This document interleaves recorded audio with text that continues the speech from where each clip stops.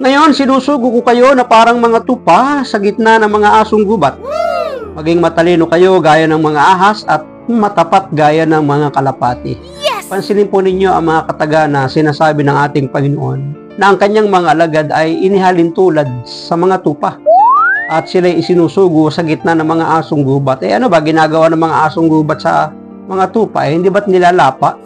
Kinakatay at ginagawa nilang pagkain. Parang panganib.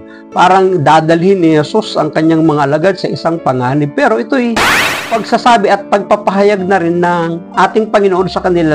Maaaring ito yung kanilang sasapitin kapag sila'y naglingkod sa pagpapalaganap ng mabuting balita. Ngunit meron pa rin siyang bili na dapat natularan, maging matalino kayo gaya ng mga ahas. Hindi tutularan yung ugali ng ahas, kundi yung pagiging matalino ng ahas ang kanilang dapat natularan. At meron pang isang hayop na binabanggit sa ating pagbasa, maging matapat kayo gaya ng mga kalapati. Tatlong uri ng mga hayop ang tinutukoy sa ating pagbasa, ang tupa, ang ahas at ang kalapati, na may mga kanya-kanyang magagandang katangian na dapat na tularan ng kanyang mga alagad. Yung pagiging matapat ng isang kalapati. Totoo naman, di ba? Kapag ang kalapati pinalipad mo sa malayong lugar, magugulat ka, mauna pang umuwi yan sa bahay mo doon sa pugad na ginawa mo, sa tahanan mo, di ba? Titingnan natin ang ilan sa mga imaheng ginamit ni Jesus bilang talinghaga.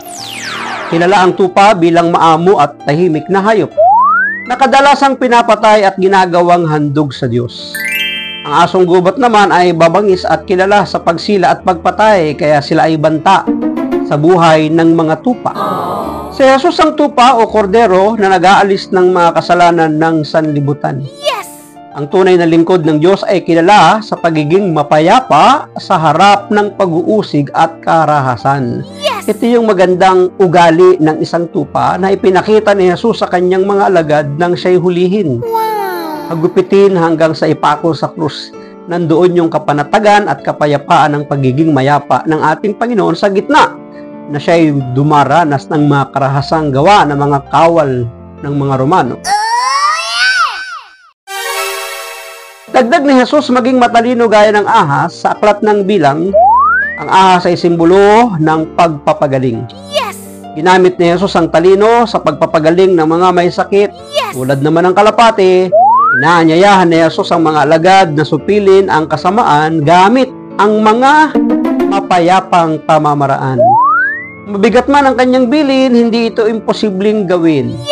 Si Jesus mismo ang saligan, kaya't maaasahang siyang gagabay at magpapatatag sa gagawiing iniaatas ng Panginoon sa kanila. Tayo man sa ating kapanahunan, si Jesus ang gabay para tayo makapagpatuloy na makapaglingkod sa Kanya. Kaya nga dapat tayo ay maging maamo, matalino at matapat sa ating buhay paglilingkod.